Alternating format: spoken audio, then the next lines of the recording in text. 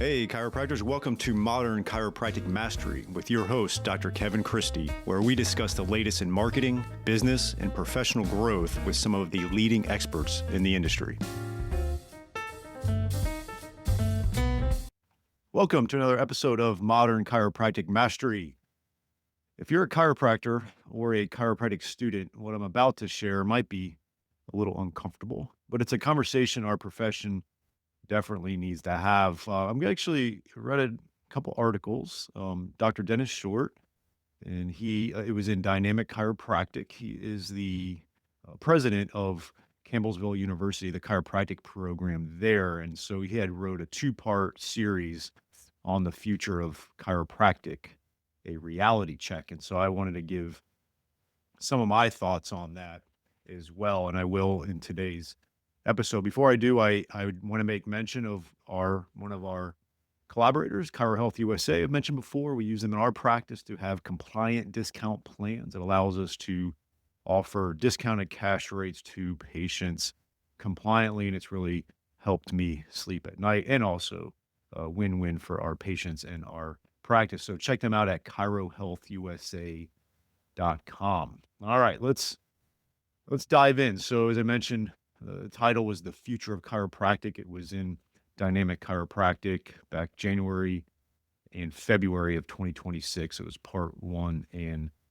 2 of that. And, it's just one of those things where I think we do understand there's challenges in our profession. And so we want to kind of chat about that, right? Let's have a hot conversation around it because chiropractic's popularity is arguably at an all-time high. Patients are seeking drug-free, hands-on care more than ever, right? But as Dr. Short kind of mentions here, the profession is facing kind of a perfect storm of converging pressures, right? Political hurdles within the profession, or let's call it, even trying to fight Medicare and things like that.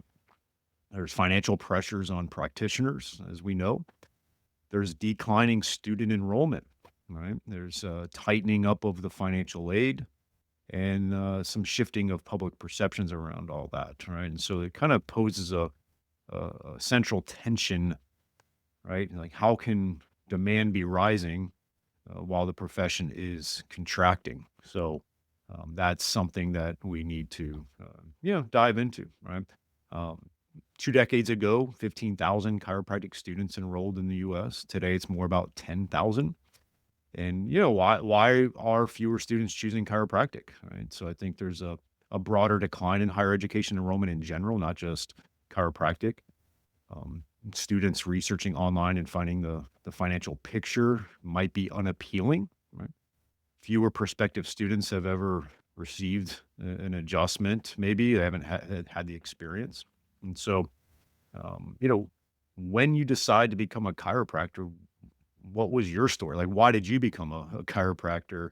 And maybe why are students not becoming chiropractors? And I know, like, some of you might be listening, it's like, oh, it's probably good that there's less chiropractors. It could be less competition. But I think there's a problem with that as well, for sure, right?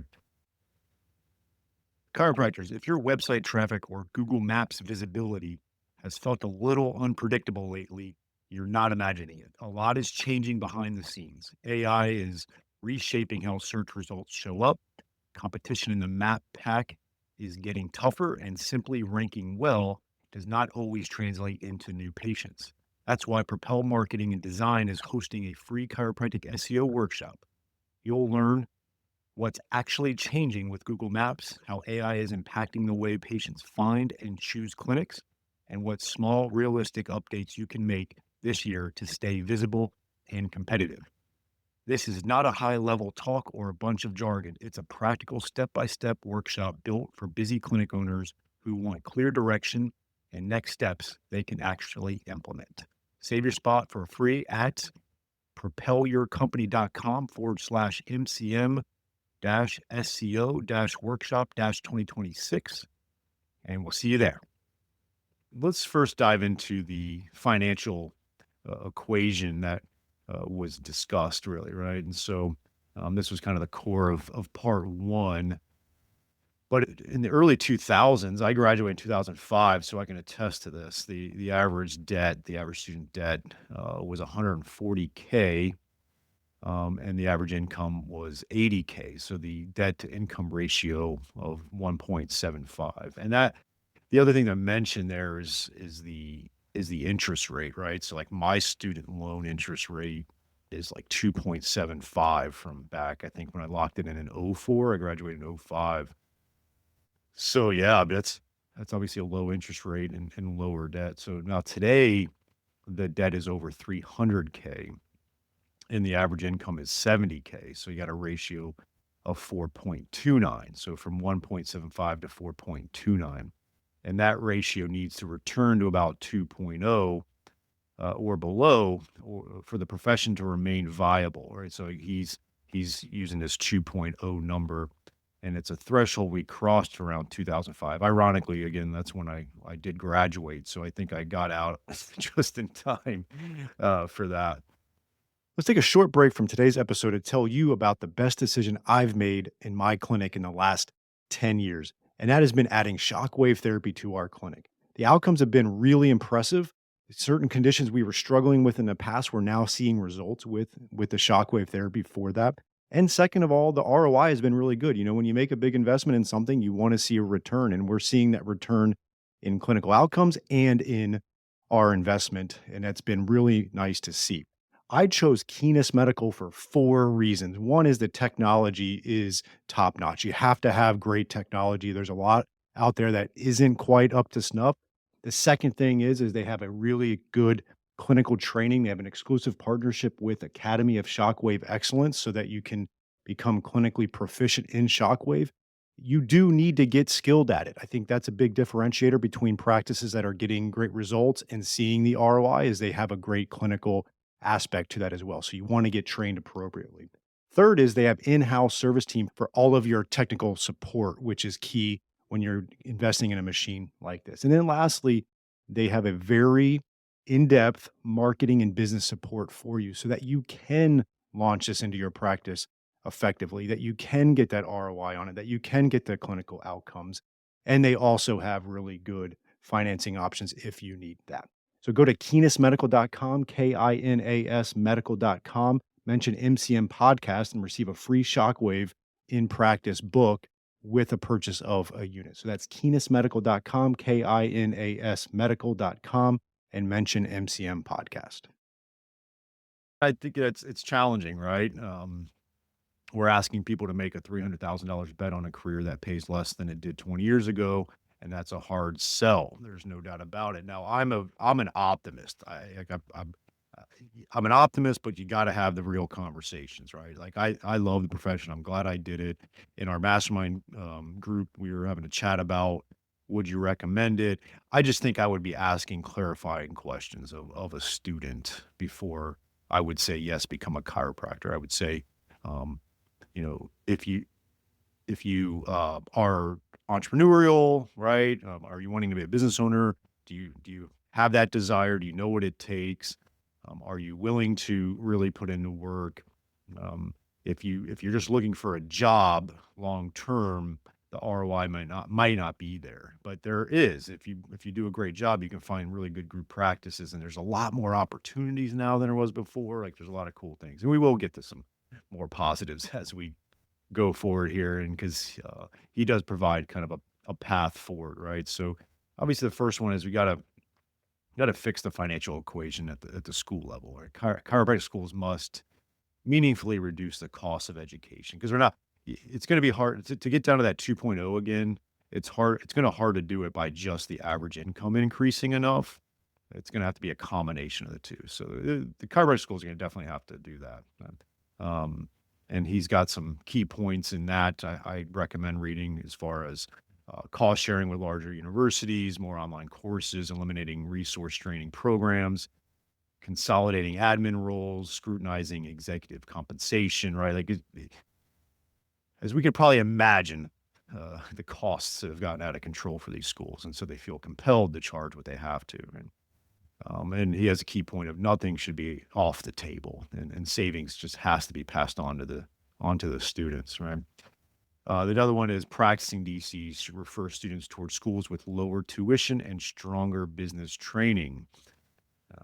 And I think that's a key, right? Like these chiropractic schools have to have lower tuition, but they also have to be providing stronger business training. They're just not, which is frankly why MCM I think is thriving like it is so many chiropractors new, been in practice 10 years, 20 years are seeking our help because we have a lot of resources and experience around it and other coaches and experts, and we can provide you with the continued business training that you're just not going to get at school. But they have to have more at school for sure. Another path forward is recruit students earlier, right? Can't rely solely on traditional college pipelines. Outreach needs to start in high schools. That's how I found out. I was a high school baseball player, had a sports injury, and was seeing a chiropractor in his work. I had a English teacher where we had to do a project on. It was like a investigative report. We had to do a project, an oral presentation on what we wanted to be, and I was finally coming to the realization, I wasn't gonna be a professional baseball player, so I didn't know what I wanted to do, and, my mom was like, "Oh, why don't you, do that report on the chiropractor that you've been seeing?" So I was like, "Alright, sure." I didn't necessarily do the project thinking I'd become a chiropractor, but as I did the project and did it, I decided I want to be a chiropractor at 17, and here we are, right? So what can we do to reach people at high school? Because that's when a lot of decisions are being made for sure. And that's, I think, a really good point there. I want to tell you about something my clinic has recently integrated because I think it's relevant to much of what we talk about on this show. If you're maxed out and can't take new patients, or patients are getting better and just leaving, you don't have a clinical problem, you have a systems problem. That's what P2P pathway solves for you. It's a model that takes your patients from rehab into ongoing strength and performance programming inside your existing practice using Tonal's AI driven equipment. No trainer required, no separate gym build out. The result is recurring monthly revenue that doesn't depend on how many patients you can personally see in a day. They run live seminars where they walk you through the entire system, hands on, in person. Attendees also get exclusive discounts on equipment, including tonal, that you can't get anywhere else. Seats are limited. The link is in the show notes. If you're serious about adding a recurring revenue stream to your practice, this is worth your 2 days. So check out www.p2ppathway.com.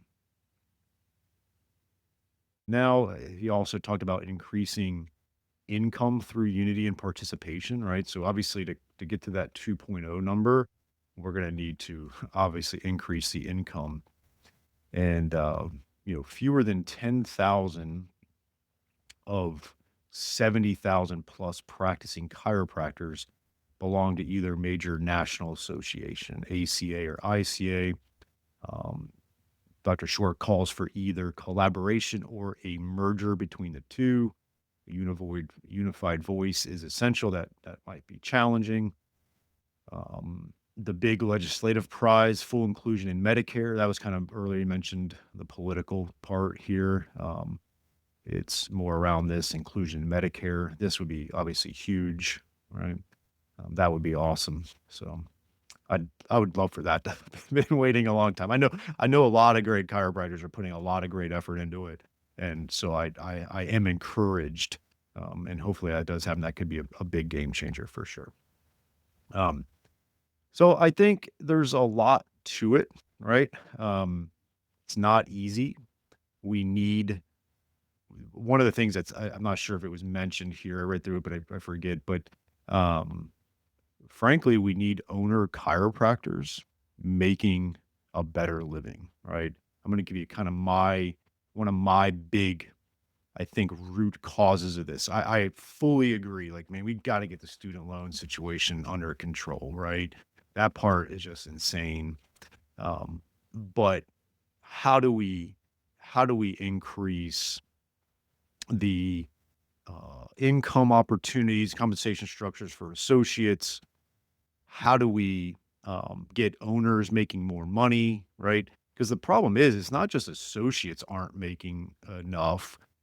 the owners of practices aren't making enough. Like, I can't even tell you how many chiropractors I speak to who made more as an associate than they do as an owner now. And I'm not talking about people that just open up their practice. I have calls with chiropractors that have owned their practice for 8 years and they make less money now as the owner than they did as an associate or than other associates, right? Like I know a lot of associates making 80, $90,000, $100,000, and I know a ton of owners that have been in this ownership role for a bit now, and they're paying themselves $60,000. And I'm not saying that to denigrate anybody, but um, it's challenging. It's not just, oh, I got to get out of this associateship so I can be an owner so I can make more money. Yeah, the ceiling is much higher as an owner. There's no doubt about it. And if you do things right, you will. But I think one of the fundamental problems we have is not enough owners are able to pay themselves enough money and then be able to pay for an associate and pay an associate well, right? The combination of an owner who probably as an owner wants to make, 150,000 before starting to consider paying an associate 80,000, right? That's right there, $230,000 worth of payroll right there. And so cost of living's gotten so high, so the owner needs to make a certain amount of money to then feel comfortable with paying another doctor a certain amount of money. And if we can get more owner doctors being able to thrive and pay themselves a living wage and do well, then not only will that number go up, right? So the average would go up because the owners are making more money, but now they're able to provide more jobs that are, competitively compensated. And that's where we need to get to. And I think we need owner chiropractors understanding that when you decide to own a business and start a business, the fail rate of small businesses in general, across all types of small businesses, is super high. It's definitely a lot better in our profession, but it doesn't mean it isn't hard.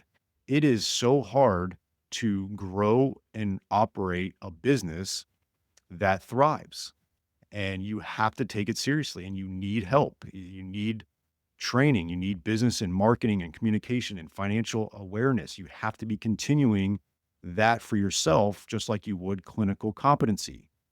And the more that the owner chiropractors take that on, not only will they make more money for themselves, they will be able to hire associate doctors and and be able to pay them competitively, which will also decrease your turnover of those associates. I mean, owners are burning through associates left and right, and associates are burning through jobs left and right because compensation structures are faulty and it's challenging. So I think the profession has.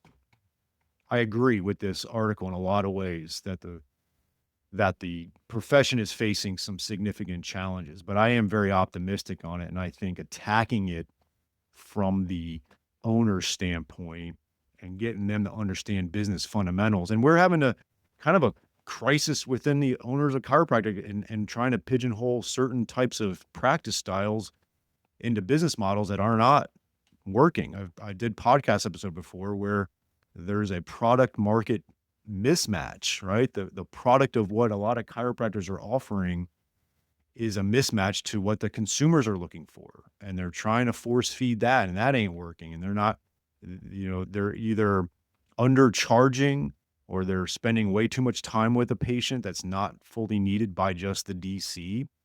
And if they're spending too much time and not charging enough, you're going to be spinning your wheels for a long time.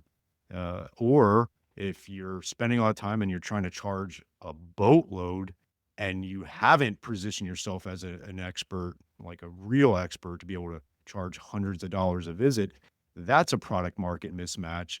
And you might feel good about yourself that you're getting paid what you're worth by that patient, but you're not getting enough patients and enough revenue and enough profit to then be able to pay yourself a six-figure income, let alone pay an associate close to a six-figure income. And so there's a product market mismatch there.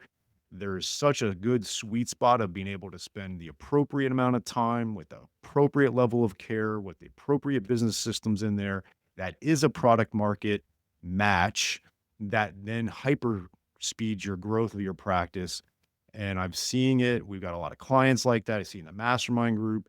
There is that sweet spot. And that's the one thing that we try to help our chiropractic clients with on that. And I think if we can get that fixed, combined with all the awesome opportunities that are out there now, which I love, I think we can really help this out. And hopefully we can get the reduction in student loan stuff going on with the schools and the cost, and let's make it a little bit more reasonable there. So that's my take on Dr. Dennis Short's two-part series in Dynamic Chiropractic titled The Future of Chiropractic, a reality check. I recommend going to check and read that out for yourself and what your thoughts are on it. But that's a little bit of my take. I hope you enjoyed this week's episode. And if you want to make the shift from busy, broke, and broken to time-free and cash confident, or you just want to continue with the exponential growth, check us out at modernchiropracticmarketing.com. Look at the MCM Mastery tab, watch the short video on there, and check out what we are doing now for evidence-informed chiropractors. We are equal parts coaching and marketing done for you. Yes, you shoot some videos, we help you with campaign strategies and ideas and really become a thought leader in your community. You shoot those videos, you send them to us, we produce, edit, and brand them to you. Then we distribute them through all of your channels.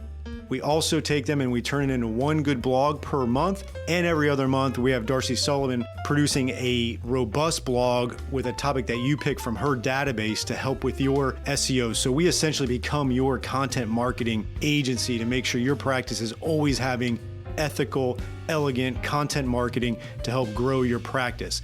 On the coaching side, we also help you with everything from marketing ideas to business, communications, finances, anything practice growth, and really try to help prevent you from being stuck on that island. And we hold you accountable. We have a great group of doctors that are just doing amazing things, and we look forward to help you out to take that next step in your practice. So again, check us out at modernchiropracticmarketing.com and learn more.